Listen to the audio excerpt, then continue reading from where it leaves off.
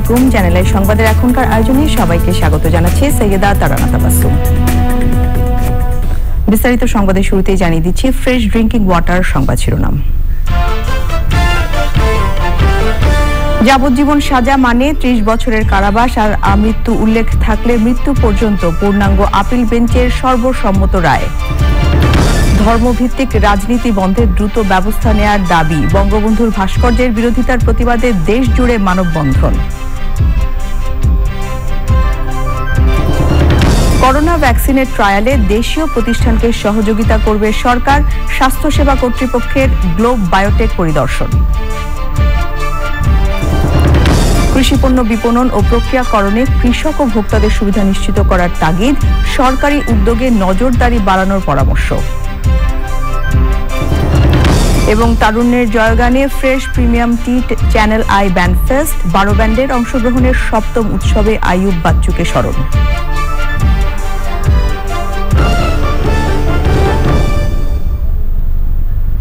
এছাড়া নিটু টাটা বিশেষ সংবাদে থাকছে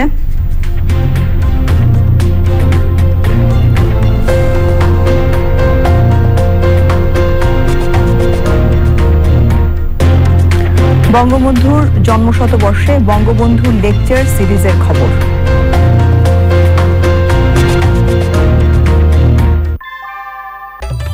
ঘরের চালের স্থায়ী সমাধান আনোয়ার সিমেন্ট শীট, সব সিজনেই ফিট। সংবাদ শিরোনামগুলো জানাচ্ছিলাম। এখনকার এই সংবাদ আয়োজন একই সঙ্গে চ্যানেল আই অনলাইনে লাইভ টিভি এবং চ্যানেল আই অনলাইনের ভেরিফাইড ফেসবুক পেজে সরাসরি প্রচার হচ্ছে। এবারে পুরো সংবাদ।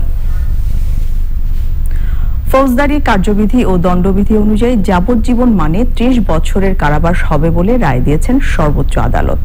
সর্বসম্মতিক্রমে দেয়া রায়ে আপিল বিভাগ বলেছেন, কোনো আদালত বা ট্রাইব্যুনাল একজন আসামিকে আমৃত্যু কারাদণ্ড দিলে তাকে মৃত্যু পর্যন্তই কারাবাস করতে হবে। মাজহার হক মান্নার রিপোর্ট। একটি হত্যা মামলায় আতাউর মৃধা ও আনোয়ার হোসেন নামে 2 আসামিকে মৃত্যুদণ্ডাদেশ দিয়ে 2003 সালে রায় দেন বিচারিক আদালত। এর বিরুদ্ধে করা জেল আপিল ও ডেথ রেফারেন্সের শুনানি শেষে আসামিদের সাজা বহাল রাখেন হাইকোর্ট। রায়ের বিরুদ্ধে আবেদন করা হলে 2017 সালের 2 আসামির মৃত্যুদণ্ডাদেশ কমিয়ে যাবজ্জীবন দিয়ে আপিল বিভাগ বলে দেন যাবজ্জীবন মানে আমৃত্যু কারাবাস হবে। রায় পুনর্বিবেচনা চেয়ে আসামি আতাউর মৃধার করা আবেদন নিষ্পত্তি করেন প্রধান বিচারপতি সৈয়দ মাহমুদ হোসেনের নেতৃত্বে 7 বিচারপতির বেঞ্চ। বাই মেজরিটি ওনারা যেটা বলছেন যে লাইফ বলতে প্রাইমা ফেসি বোঝা যাচ্ছে যে সারা জীবনই হবে, আমৃত্যু হবে। লাইফ অর্থ যে প্রাইমা ফেসি আমৃত্যু। তবে ওনারা বিভিন্ন আইনের বিভিন্ন ধারার উপধারা বিশ্লেষণ করে ওনারা বলছেন যে এটাতে মনে হচ্ছে যে এটা 30 বছর। এই ধারাগুলো যদি আমরা বিশ্লেষণ করি তাহলে এটা 30 বছর। তো ওনারা 30 বছর বলছেন ধারাগুলো বিশ্লেষণ করে, কিন্তু তার সাথে একটি কসম দিয়ে দিয়েছেন যেটা হচ্ছে শর্ত হলো কিন্তু হাওয়ার যে যদি কোনো আদালত, ট্রাইব্যুনাল বা অন্য কোনো আন্তর্জাতিক যে অপরাধ ট্রাইব্যুনাল, এই ধরনের কোনো ট্রাইব্যুনাল যদি কোনো ধরনের মামলায় কারো যদি আমৃত্যুর আদেশ দেন, সেই ক্ষেত্রে এই যে বেনিফিটটা যে 30,000 বেনিফিট বা 30 বছর এটা হবে না, তাদের আমৃত্যু থাকতে হবে। আসামি পক্ষের আইনজীবী বলেছেন, যাবজ্জীবন সাজা নিয়ে এতদিন যে আলোচনা ছিল তার অবসান হলো, তবে তাদের আসামির সাজা আমৃত্যুই থাকবে। আমৃত্যু সাজা কোন কোন অপরাধের ক্ষেত্রে হবে তা স্পষ্ট করতে পদক্ষেপ নেবেন তারা। আমৃত্যু যেখানে হবে সেক্ষেত্রে আদালতের থেকে এমন একটা আদেশ আসবে এক সময় যখন প্যারোলের বিধান থাকবে। একটি লোক যখন অথর্ব হয়ে যাবে, বৃদ্ধ হয়ে যাবে, চলাফেরায় অক্ষম হয়ে যাবে, সেক্ষেত্রে বর্তমানে যে বিধান রয়েছে সরকার তাকে মুক্তি দিতে পারে, কিন্তু এই রায়ের পরে যেখানে আমৃত্যু হবে সেখানে সরকারের সেই ক্ষমতাও থাকবে না। তাই এটাকে প্রয়োজন বোধে আবার পুনর্বিবেচনার জন্য আমরা সেকেন্ড রিভিউ করতে পারি। আদালত সূত্রে জানা গেছে, আন্তর্জাতিক অপরাধ ট্রাইব্যুনালের রায়ে 95 জন আসামি এবং অন্যান্য আদালতে প্রায় 5,000-এর মতো আসামিকে যাবজ্জীবন কারাদণ্ডাদেশ দেওয়া হয়েছে। মাজহার হক মান্না, চ্যানেল আই, ঢাকা। জাতির পিতা বঙ্গবন্ধু শেখ মুজিবুর রহমানের ভাস্কর্য নির্মাণের বিরোধিতাকারীদের দ্রুত গ্রেফতারের দাবি জানিয়েছেন সংস্কৃতি ও রাজনৈতিক অঙ্গনের বিশিষ্টজনেরা। দেশজুড়ে কর্মসূচির অংশ হিসেবে রাজধানীতে নাগরিক সমাজের বিক্ষোভ সমাবেশ ও মানববন্ধনে ধর্মভিত্তিক রাজনীতি বন্ধেরও দাবি জানিয়েছেন বিভিন্ন শ্রেণী পেশার মানুষ। লুৎফর রহমান সোহাগের রিপোর্ট। বঙ্গবন্ধু শেখ মুজিবুর রহমানের ভাস্কর্য নির্মাণ বিতর্কের মধ্যে রাজধানীতে নাগরিক সমাজের সমাবেশ। তাতে সংহতি প্রকাশ করে বিশিষ্টজনরা বলেন, ভাস্কর্য বিরোধিতার নামে সাম্প্রদায়িক গোষ্ঠী দেশে বিদ্বেষ ছড়াচ্ছে। এর পিছনে কারা রয়েছে তা খুঁজে বের করার তাগিদ দিয়েছেন তারা।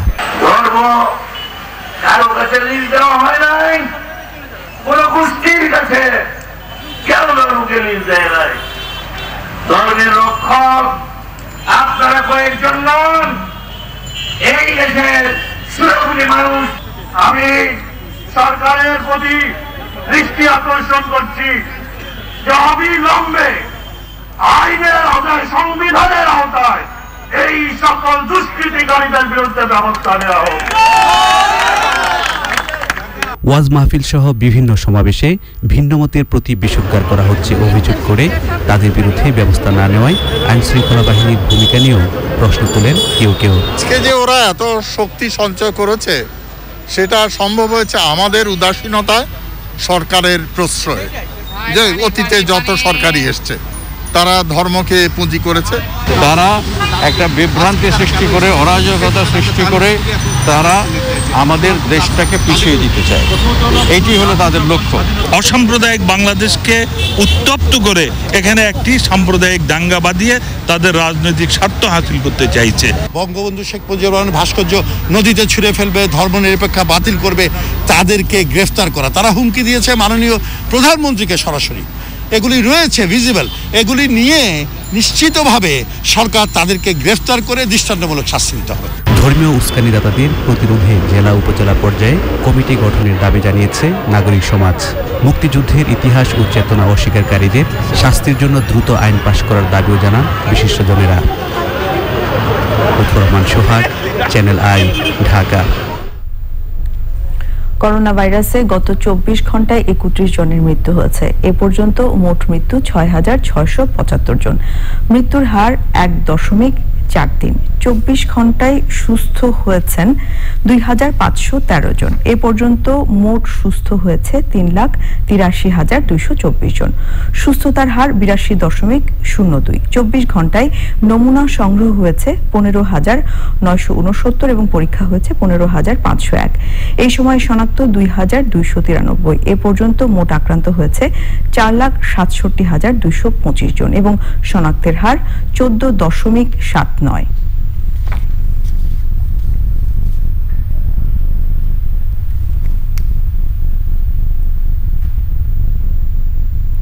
ব্যান কোভিড নামে করোনা ভ্যাকসিন তৈরি করা দেশীয় প্রতিষ্ঠান গ্লোব বায়োটেককে সহায়তা করবে সরকার।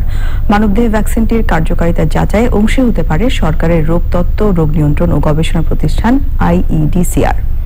বঙ্গবন্ধুর জন্ম শতবর্ষকে ঘিরে ভ্যাকসিনটির নাম বঙ্গভ্যাক রাখার সুপারিশ করেছেন স্বাস্থ্য সচিব। জান্নাতুল বাকিয়া কেকার রিপোর্ট।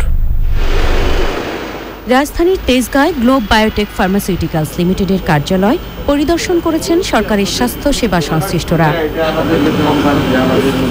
গ্লোব বায়োটেকের তৈরি করা করোনা ভাইরাসের ভ্যাকসিনটি প্রাণীদেহে সফল হবার পর মানবদেহে প্রয়োগে 3 ধাপে ট্রায়ালের জন্য সরকারের করণীয় নিয়ে সে সময় আলোচনা হয়। আসলে আমরা এখন মানে টায়ার্ড হয়ে গেছি। ওদের সাথে 3 মাসে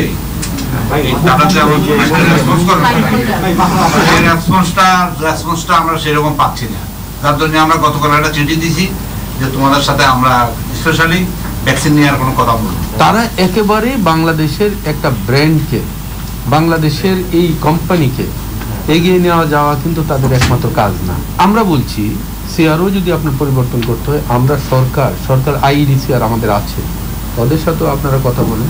আমরা হেল্প করতে চাচ্ছি, সরকার হেল্প করতে চাচ্ছে। মানুষের জীবন, লাইফ নিয়ে আমরা কিন্তু এরকম কিছু করতে পারি না যেগুলো শর্টকাট করতে গিয়ে এর কোনো বিরূপ প্রতিক্রিয়া হবে। আমরা অবশ্যই সমস্ত প্রোটোকল মেনটেন করব। প্রোটোকল মেনটেন করে যেভাবে এগিয়ে যাওয়া দরকার। আমার দেশ এই ভ্যাকসিন আবিষ্কার হলে সারা পৃথিবীতে অন্য দেশের জন্য এই ভ্যাকসিন যায়। নিয়মতান্ত্রিকভাবে সহযোগিতার আশ্বাস দিয়েছে ওষুধ প্রশাসন অধিদপ্তর। প্রোটোকলটা প্রথমে যাবে বিএমআরসিতে, সেখানে এথিক্যাল ক্লিয়ারেন্স হবে। এরপরে প্রোটোকলটা আমাদের কাছে অর্থাৎ ডিজি ড্রাগসের কাছে যাবে, রেগুলেটরি অথরিটির কাছে। আমরা প্রোটোকল অ্যাপ্রুভ করলে ওই প্রোটোকল অনুযায়ী কিন্তু পারফরমেন্স ইভ্যালুয়েশন হবে, পারফরমেন্স স্টাডিতে হবে। যদি সবকিছু ঠিকঠাক থাকে সেফটি এবং এফিকেসি পয়েন্ট অফ ভিউ থেকে, তাহলে তখন এটা আমরা রেগুলেটরি পয়েন্ট অফ ভিউ থেকে আমরা এটা অ্যাপ্রুভাল দিয়ে দেব। সংশ্লিষ্টরা বলছেন, বৈশ্বিক মহামারী পরিস্থিতিতে নিজ দেশের একটি প্রতিষ্ঠানের উদ্ভাবন তাদের আশাবাদী করেছে। ট্রায়াল সফল হবার পর বিশ্ব স্বাস্থ্য সংস্থা অনুমোদন দিলে তা দেশের মানুষের জন্য ব্যবহার করা যাবে। এই একটা অবস্থাতে যদি এরকম একটা ভ্যাকসিন হয়, আমাদের সচিব মহোদয় এখানে প্রস্তাব করেছেন, সুন্দর একটা নাম উনি দিয়েছেন। উনি বলেছেন যে এই নামটা হওয়া উচিত বঙ্গভ্যাক্স। তাহলে বঙ্গতে বাংলাও হলো, বঙ্গতে বঙ্গবন্ধু হলো, আর ভ্যাক্সতে ভ্যাকসিন হলো। গ্লোব বায়োটেক কর্তৃপক্ষ এর আগে বিভিন্ন দফায় তাদের উদ্ভাবিত ভ্যাকসিনটিকে মুজিববর্ষের দেশ ও বিশ্ববাসীর উপহার হিসেবে উল্লেখ করে। জান্নাতুল বাকিয়া কেকা, চ্যানেল আই, ঢাকা। 2100 কোটি টাকা ব্যয় ধরে 4টি প্রকল্প অনুমোদন করেছে জাতীয় অর্থনৈতিক পরিষদের নির্বাহী কমিটি একনেক। প্রধানমন্ত্রী শেখ হাসিনার সভাপতিত্বে সভায় এককভাবে বেশি বরাদ্দ পাওয়া প্রকল্প 741 কোটি টাকা ব্যয়ে টেলিযোগাযোগ আধুনিকায়ন প্রকল্প। চীন সরকারের ঋণে প্রকল্পটি বাস্তবায়ন হচ্ছে। গণভবন থেকে ভিডিও কনফারেন্সে এনইসি সম্মেলন কেন্দ্রে একনেক সভায় যুক্ত হন প্রধানমন্ত্রী। অনুমোদিত 4 প্রকল্পের প্রাক্কলিত 2115 কোটি টাকার মধ্যে সরকারের অর্থায়ন প্রায় 1500 কোটি টাকা, সংস্থার নিজস্ব অর্থায়ন 300 কোটি আর বিদেশি ঋণ 373 কোটি টাকা। কৃষিপণ্য বিপণন ও প্রক্রিয়াজাতকরণ নিয়ে সরকারের যে কোনো উদ্যোগের সিংহভাগ সুফল যাতে কৃষক, উৎপাদক ও ভোক্তারা পান সেদিকে নজর দেওয়ার আহ্বান জানিয়েছেন বিশেষজ্ঞরা। যুব মন্ত্রণালয়ের অনলাইন আলোচনায় তারা বলেন, ভালো প্রকল্পের মোড়কে যাতে অতীতের মতো মহাজন ও ফরিয়ারাই উপকৃত না হন তাও লক্ষ্য রাখতে হবে। মাসুর শাকিলের রিপোর্ট। দেশে কৃষিপণ্য নিয়ে সবচেয়ে বড় সমস্যা হলো কৃষকদের উৎপাদিত পণ্যের ন্যায্য মূল্য না পাওয়া ও ভোক্তাদের ন্যায্য মূল্যে পণ্য কিনতে না পারা। কৃষিপণ্য বিপণন ও প্রক্রিয়াজাত করা এখনও মধ্যস্বত্বভোগী ও ফরিয়াদের দখলে। এই বাস্তবতায় কৃষক ও ভোক্তাদের স্বার্থ সংরক্ষণে যুব উদ্যোক্তা সৃষ্টি ও যুব ব্র্যান্ডিংয়ের জন্য যুব ও ক্রীড়া মন্ত্রণালয়ের পাইলট প্রকল্প বিষয়ে ভার্চুয়াল সভা। মূল প্রবন্ধে জানানো হয়, নতুন এই প্রকল্পের মাধ্যমে চুক্তিবদ্ধ কৃষকরা নির্ধারিত যুব সব কেন্দ্রের সব ধরনের পণ্য বিক্রি করতে পারবে। যে আমরা ওই যে মাঠ থেকে কিন্তু আমরা নিব এবং সব ধরনের পণ্যই তার মুরগি যা আছে সবই আমরা নিব, যেটা আমাদের প্রসেসিং সেন্টারে সেটা সর্টিং গ্রেডিং হবে এবং যে অংশটা আমরা ইউজ করতে পারবো না সেটা আবার আমরা যেটা করছি আমরা জৈব সার করার জন্য বা ফার্টিলাইজার করার জন্য সেটা আমরা অন্যভাবে প্রসেসিং করার জন্য পাঠাবো। আমরা খুব বেশি এগুলোকে এক্সপেন্সিভ না করেও আমরা মানুষের কাছে প্রেজেন্ট করতে পারি ন্যায্য মূল্যে মানসম্মত খাদ্যপণ্য। এবং আলটিমেটলি কিচেনের কথাও শুনেছেন যে আমরাও চাচ্ছি যে আমাদের দেশে রেস্টুরেন্ট ব্যবসা বা রেডি ফুডের যে বাজার যেভাবে আছে সেগুলো কিন্তু মানসম্মত না। আলোচকরা বলেন, এই প্রকল্পের মাধ্যমে যেসব দোকান ও কেন্দ্র তৈরি হবে সেগুলোর মালিকানা ও লভ্যাংশ বন্টনের বিষয়টি স্পষ্ট হতে হবে। এরকম মডেল পৃথিবীতে অনেক জায়গায় আমি দেখেছি, অনেক জায়গায় কাজ হচ্ছে। যেমন আমি যদি একটি একটি করে বলি, যদি ইটালির কথা বলি, ইয়ুথ অ্যাগ্রো এন্টারপ্রেনার প্রজেক্ট, তারপর ইউরোপ আফ্রিকা মিলে একটি আছে অ্যাগ্রো নামে প্রজেক্ট ইয়ুথ। আপনারা বলছেন যে সারা বাংলাদেশে আপাতত 100টি প্রকল্প, 100টি প্রকল্প ফাইন্যান্স ব্যাংক করবে। এই প্রকল্পগুলোর মালিক, এটা যে প্রসেসিং সেন্টারটা হবে, এটা ফিনান্স থেকে আসবে, ধরলাম ব্যাংক দেবে, কারা হবে?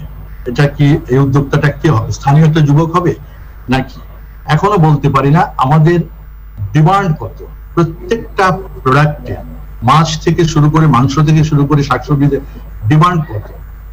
যখন বেশি উৎপাদন হয় বাজারে তো দাম পড়েই যাবে, এটাই স্বাভাবিক। তখন আপনি কি করবেন? তখন তো আপনার এই মডেল কাজ করবে না। আপনার মডেলটা কাজ করবে শুধুমাত্র আপনার কন্ট্রাক্ট গ্রোয়ারের মধ্য দিয়ে।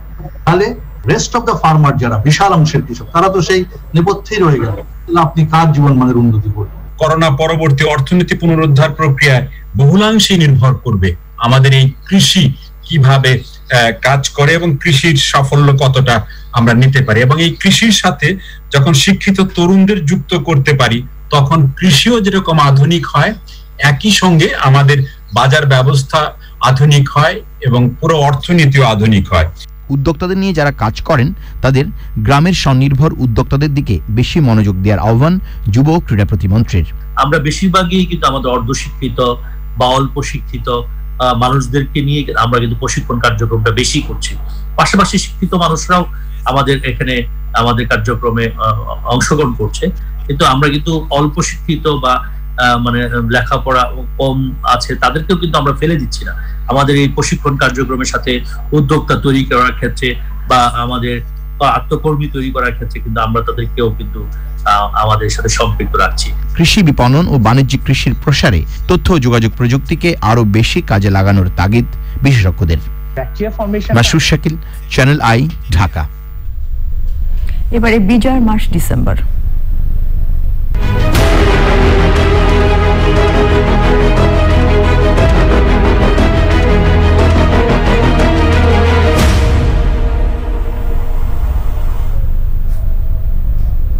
শুরু হলো বাঙালির বিজয়ের মাস। প্রায় 2 যুগের সংগ্রাম এবং 9 মাসের মুক্তিযুদ্ধের পর বাংলাদেশ স্বাধীন হয় 71-এর 16 ডিসেম্বর।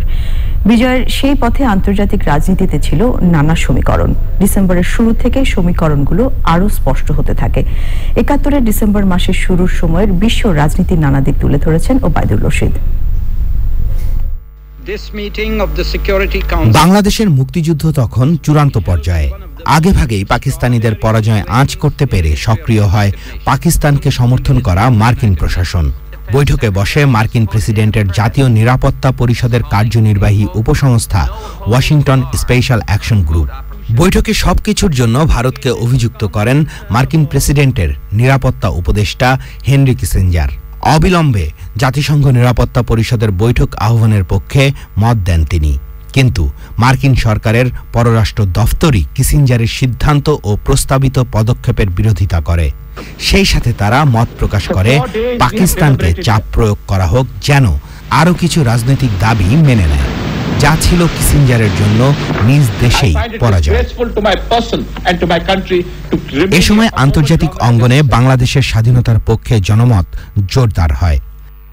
বিচারপতি আবু সাইদ চৌধুরীর নেতৃত্বে জাতিসংঘে বাংলাদেশ প্রতিনিধি দলের সফল কর্মতৎপরতার বিশদ বিবরণ প্রকাশিত হয় লন্ডনের দি গার্ডিয়ান পত্রিকায়।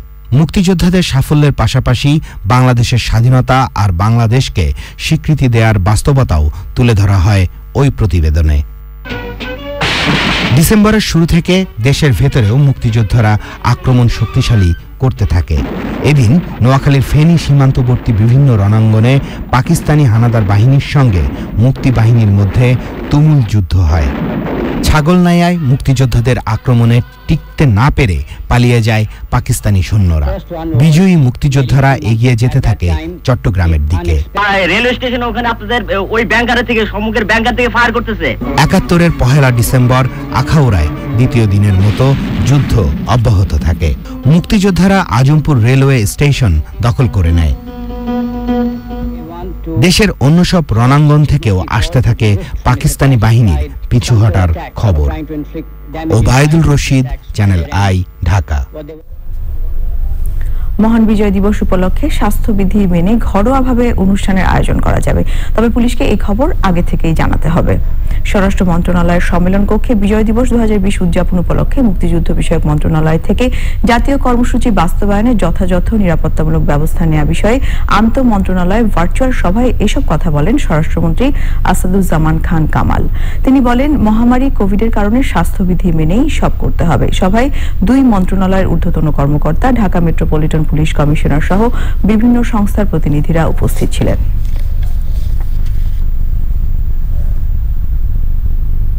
প্রাণোচ্ছল আয়োজনে হয়ে গেল fresh premium tea channel I band fest 2020। দেশের ব্যান্ড সঙ্গীতের প্রসারের এই উদ্যোগের 7ম আসরে 12টি ব্যান্ড অংশ নেয়। জনপ্রিয় ব্যান্ড শিল্পী আইয়ুব বাচ্চুর স্মৃতি বিজড়িত ব্যান্ডফেস্ট নিয়ে আরো জানাচ্ছেন সুলতানা হিমু। সন্তানকে বাবা এটাই দেয়, চকলেট। সময়টা 2014 সাল, যখন কিংবদন্তি প্রয়াত ব্যান্ড শিল্পী আইয়ুব বাচ্চুর হাত ধরে যাত্রা শুরু করে চ্যানেল আই ব্যান্ড ফেস্ট। বছরের অন্তত একটি দিন হবে ব্যান্ড শিল্পীদের। আইয়ুব বাচ্চুর এমন স্বপ্নের ধারাবাহিকতায় এই আয়োজন করা হয়। করোনা ভাইরাস পরিস্থিতিতে গণমাধ্যম এবং ভার্চুয়াল পরিসরে হচ্ছে fresh premium tea channel I band fest 2020।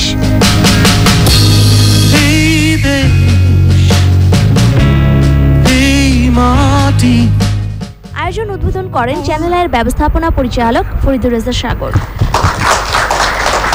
তিনি বলেন, আইয়ুব বাচ্চু ব্যান্ড সঙ্গীতের ধারা অব্যাহত থাকার জন্য যে চেষ্টা করে গেছেন তার সাথে সব সময় থাকবে চ্যানেল আই। এই যে আইয়ুব বাচ্চুর স্বপ্ন 7 বছরে পা দিল ব্যান্ড ফেস্টিভ্যাল, সেখানে তোমাদের মতো তরুণরা যারা অংশ নিচ্ছ, আমরাও কিন্তু তোমাদের কাছ থেকে অনেক নতুন কিছু চাই, ভালো কিছু চাই, এবং সেই স্বপ্নটুকু যেটা তোমরা দেখো ওই স্বপ্ন কিন্তু আমরাও দেখি, যে আমাদের এই সঙ্গীত দর্শকদের সামনে পরিবেশন করছো, সেটা সবার মন ছুঁয়ে যাবে, সেটাই আমাদের আশা। ব্যান্ডফেস্ট আয়োজনের সহযোগী প্রতিষ্ঠান ফ্রেশ প্রিমিয়াম টি কর্তৃপক্ষ তারুণ্যের এই জয়গানের সাথে সবসময় পাশে থাকার প্রতিশ্রুতি দিয়েছে। আমরাও চেষ্টা করি চ্যানেল আইয়ের সাথে থেকে, আমাদের এই ব্র্যান্ড ফেস্টের সাথে থেকে এবং গানের সাথে থেকে আমরা যাতে সুন্দরভাবে বাংলাদেশের সংস্কৃতিকে ধরে রাখতে পারি এবং সেই সংস্কৃতির মধ্যে তারুণ্যের যে ছোঁয়া সেটাকে পৌঁছে দিতে পারি। ব্যান্ড ফেস্টের উদ্বোধন পর্বে ঘোষণা দেয়া হয় ঐক্য চ্যানেল আই মিউজিক অ্যাওয়ার্ড 2020-এ এবার কিংবদন্তি ব্যান্ড শিল্পী ফেরদৌস ওয়াহিদকে আজীবন সম্মাননা দেয়া হবে। ব্যান্ড ফেস্ট নিয়ে ভবিষ্যৎ প্রত্যাশার কথা জানান ব্যান্ড শিল্পীরা। সম্মাননা পেলাম, যে অ্যাওয়ার্ডটি পেলাম, এটা আমার কাছে অত্যন্ত গুরুত্বপূর্ণ এবং এতে স্লিপিং এনজয়মেন্ট, আমি এত বেশি আনন্দ পাচ্ছি। ফরিদুর রেজা সাগর ভাইকে আমি এই জন্য ধন্যবাদ দিতে চাই যে ওনার যে এই যে সঙ্গীত ভুবনের জন্য বা সঙ্গীত ইন্ডাস্ট্রির জন্য ওনার যে ভালোবাসা, ওনার যে সাপোর্ট অনেকটা বটবৃক্ষের মতো। এই যে ব্যান্ড ফেস্ট করছে বাংলাদেশের সঙ্গীতের জগতের জন্য অত্যন্ত একটা বড় ধরনের উপকার বলে আমি মনে করি। অবশ্যই অনেক বড় একটা পাওয়া, এটা বড় একটা আনন্দ, এবং স্বপ্ন থেকে একদিন এই ব্যান্ড ফেস্ট একটা অনেক বড় একটা জায়গায় যাবে। কোভিড-19 এই মহামারী পার হয়ে গেলে আমরা আর একটা বড় ফেস্ট করব ইনশাআল্লাহ। আগামীবার আমাদের এমনভাবে যাতে প্রেজেন্ট করে যে দর্শকদেরকে আমরা চাওয়াটা পুষিয়ে দিতে পারি। আমরা দেখতে চাই চ্যানেল আই এটা আরো বড় আকারে করে, যাতে অনেক ব্যান্ড পার্টিসিপেট করতে পারে। ইজাজ খান স্বপনের পরিকল্পনা ও অনন্যরমার প্রযোজনায় এবারের ব্যান্ড ফেস্টের আয়োজনে অংশ নিয়েছে জলের গান, তীরন্দাজ, সিম্ফনি, মেকানিক্স, শিরোনামহীন সহ 12টি ব্যান্ড। প্রতিটি ব্যান্ড 2টি করে গান পরিবেশন করে ব্যান্ড ফেস্টে। Sultana Himu, channel I. Impress টেলিফিল্মের অমনিবাস চলচ্চিত্র ইতি তোমারি ঢাকা অস্কারে বাংলাদেশকে প্রতিনিধিত্ব করার সংবাদে আন্তর্জাতিক গণমাধ্যমে প্রভাব পড়ছে। বিশ্ব গণমাধ্যমে এ নিয়ে সংবাদ প্রচার হওয়ায় গত কয়েকদিন ধরে নেটফ্লিক্স এর টপ 10-এ সবচেয়ে বেশি দেখা কন্টেন্টের তালিকায় উঠে এসেছে ইতি তোমারি ঢাকা। পরাগাজিমের রিপোর্ট। এর পরের বার থেকে ভাড়া তুমি দিও। 11 জন বাংলাদেশি চলচ্চিত্র নির্মাতার গল্পে নির্মিত হয়েছে ইমপ্রেস টেলিফিল্মের ব্যতিক্রমী চলচ্চিত্র ইতি তোমারি ঢাকা। 11টি গল্প মূলত ঢাকা শহরে বাস করা 11 ধরনের মানুষদের জীবন তুলে ধরছে। একাডেমি অ্যাওয়ার্ডস অস্কারের 93তম আসরের বেস্ট ইন্টারন্যাশনাল ফিচার ফিল্ম বিভাগে বাংলাদেশ থেকে লড়বে এই চলচ্চিত্র। বিশ্বখ্যাত সিনেমা ম্যাগাজিন ভ্যারাইটিতেও এই নিয়ে প্রতিবেদন হয়েছে। জনপ্রিয় ওটিটি প্ল্যাটফর্ম নেটফ্লিক্সেও ইতি তোমারি ঢাকা নিয়ে বাড়তি আগ্রহ দেখা যাচ্ছে। সেই আগ্রহ থেকেই যারা হয়তো এতদিন ছবিটি নানান কারণে দেখে উঠতে পারেননি কিংবা বাংলাদেশি কন্টেন্ট পরে দেখে নিব ওরকম একটা ইয়েতে ছিল, সেই জায়গা থেকে ওরা আসলে এখন কন্টেন্টটা আবার নতুন করে দেখা শুরু করেছে। সেই কারণেই হয়তো কন্টেন্টটি আসলে এখন টপ 10-এ চলে আসছে কিংবা ট্রেন্ডিং কন্টেন্ট হিসেবে আসলে নেটফ্লিক্সে দেখাচ্ছে। সো ডেফিনেটলি এটা বাংলাদেশের কন্টেন্ট হিসাবে নেটফ্লিক্সের মতো একটা বড় প্ল্যাটফর্মে ইমপ্রেস টেলিফিল্মের একটা ছবি এবং এটা আসলে টপ 10 মোস্ট ভিউড কন্টেন্ট হিসাবে হচ্ছে দেখা যাচ্ছে, এটা তো একটা আশার কথা। নেটফ্লিক্সে চলচ্চিত্রটি নিয়ে আগ্রহে খুশি 93তম অস্কার বাংলাদেশ কমিটির এই সদস্য। অস্কারে যখন একটি চলচ্চিত্র মনোনয়ন পায়, একটি দেশ থেকে প্রতিনিধিত্ব করে, তখন সবারই একটু আগ্রহ বাড়ে যে কি এমন চলচ্চিত্র, নিশ্চয়ই ভালো, তো চলচ্চিত্রটা দেখা দরকার। এই চলচ্চিত্রটির প্রতি দর্শকদের যেমন আগ্রহ বাড়ে, তেমনি যারা এর সাথে জড়িত থাকে নির্মাণকে তাদেরও ভালো লাগে, তারা প্রশংসিত হয়। সেক্ষেত্রে নেটফ্লিক্স যেহেতু এখন একটি ইন্টারন্যাশনাল প্ল্যাটফর্ম, তো সেক্ষেত্রে আমি বলবো যে আন্তর্জাতিকভাবেই এটি রেটিং বাড়বে এবং এটি দর্শকপ্রিয়তা অর্জন করবে এবং জনপ্রিয়তার দিক থেকে আমি বলবো যে এই মুহূর্তে বাংলা ভাষাভাষী ছবির মধ্যে শীর্ষ পর্যায়ে থাকবে। একাডেমি অ্যাওয়ার্ডস অস্কারের 93তম আসর বসবে আগামী বছরের 25শে এপ্রিল। পরাগ আজিম, চ্যানেল আই, ঢাকা। এবার নিয়ে নিচ্ছে অশোক লীলান্দিফা দটস বিরতি। বিরতির পর্যায়ে থাকছে এবারে সামিট আন্তর্জাতিক সংবাদ।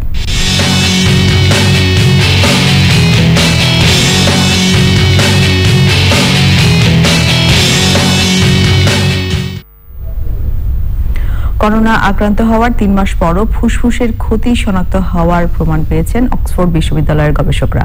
করোনা মুক্ত হলেও কয়েক মাস ধরে কিডনি ও হৃদরোগ সহ বিভিন্ন জটিলতায় ভোগার প্রমাণ পেয়েছেন সংক্রামক ব্যাধি বিশেষজ্ঞরা। চূড়ান্ত পরীক্ষার ফলে নিজেদের তৈরি কোভিড-19 ভ্যাকসিন সংক্রমণ প্রতিরোধে 94% কার্যকর বলে জানিয়েছে মার্কিন কোম্পানি মডার্না।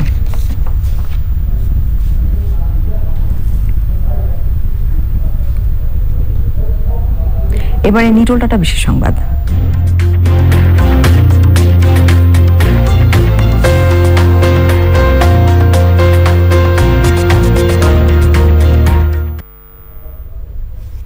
জাতির পিতা বঙ্গবন্ধু শেখ মুজিবুর রহমানের জন্ম শতবর্ষে বঙ্গবন্ধু লেকচার সিরিজ আয়োজন করেছে পররাষ্ট্র মন্ত্রণালয়। বঙ্গবন্ধুর জন্ম শতবর্ষ ও স্বাধীনতার সুবর্ণ জয়ন্তীর পুরো সময় ধরে এই সিরিজ চলবে। পররাষ্ট্রমন্ত্রী একে আব্দুল মোমেন অনলাইনে যোগ দিয়ে ফরেন সার্ভিস একাডেমিতে এই আয়োজন উদ্বোধন করেন। প্রধানমন্ত্রীর আন্তর্জাতিক বিষয়ক উপদেষ্টা ডক্টর গওহর রিজভী বঙ্গবন্ধুর জীবন দর্শন নিয়ে গবেষণা বাড়ানোর আহ্বান জানিয়েছেন। প্রতি মাসে হতে যাওয়া বক্তৃতামালার প্রথমটির বক্তা হিসেবে সাবেক অর্থমন্ত্রী আবুল মাল আব্দুল মুহিত বলেন, স্বাধীনতার মাত্র 3.5 বছরে একটি জাতির ভিত্তি তৈরি করেছিলেন বঙ্গবন্ধু।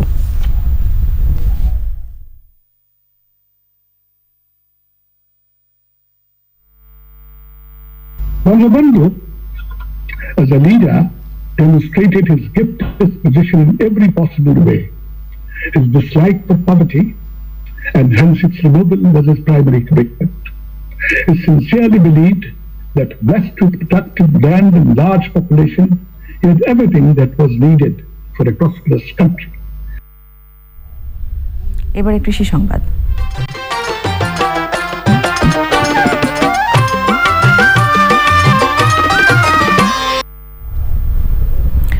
নরসিংদীতে বাণিজ্যিকভাবে শীতকালীন সবজির চারা উৎপাদন করে লাভবান হচ্ছেন কৃষক। অল্প সময়ে লাভজনক হওয়ায় প্রতি বছরই এই অঞ্চলে চারা উৎপাদন বাড়ছে।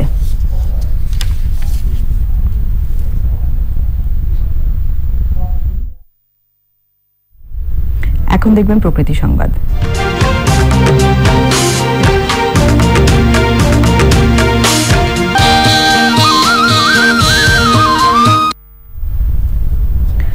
রাজশাহীতে অতিথি পাখির বিচরণ শুরু হয়েছে। পাখিদের অভয়াশ্রমের জন্য নানামুখী উদ্যোগ নিচ্ছে সরকার। মহানগরীর বিভিন্ন গাছে আশ্রয় নেওয়া পাখি সংরক্ষণে কাজ করার দাবি পরিবেশবিদদের।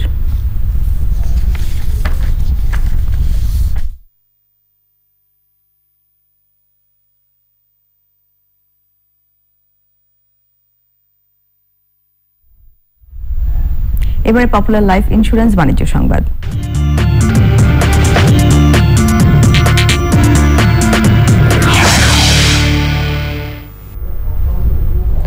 ঢাকা স্টক এক্সচেঞ্জের লেনদেনে ঊর্ধ্বমুখী প্রবণতা দেখা গেছে। আগের কার্যদিবসের চেয়ে ডিএসইএক্স সূচক 37 পয়েন্ট বেড়ে 4903 পয়েন্টে দাঁড়িয়েছে। বেড়েছে বেশিরভাগ কোম্পানির শেয়ারের দাম।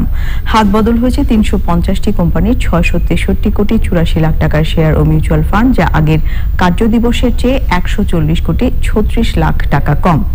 এর মধ্যে দাম বেড়েছে 149টির, কমেছে 92টির এবং অপরিবর্তিত 109টি কোম্পানির শেয়ারের দাম। আবার নিয়ে নিচ্ছে অশোক লীলান্দি ফটোস বিরতি। বিরতির পর যা থাকছে, এবারে ইভ্যালি খেলার খবর।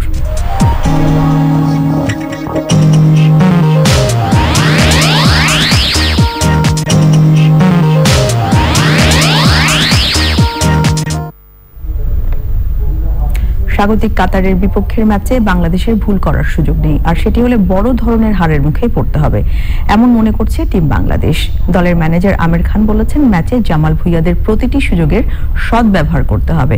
কাতারের দোহা থেকে সাদি মাহমুদের রিপোর্ট।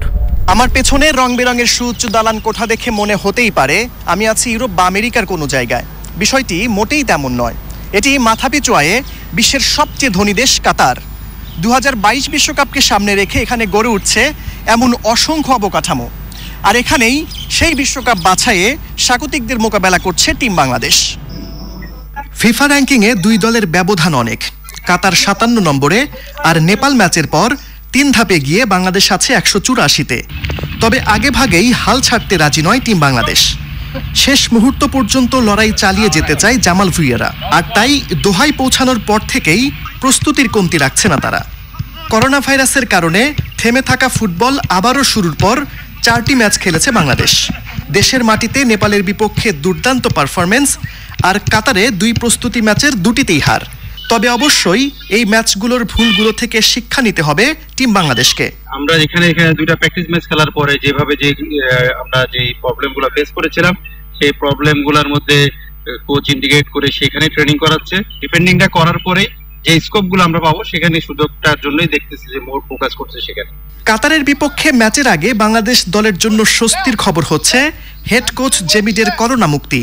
বাংলাদেশ কাতার ম্যাচে ডাগআউটে জেমিড থাকা অবশ্যই বাংলাদেশ দলের জন্য বাড়তি অনুপ্রেরণা।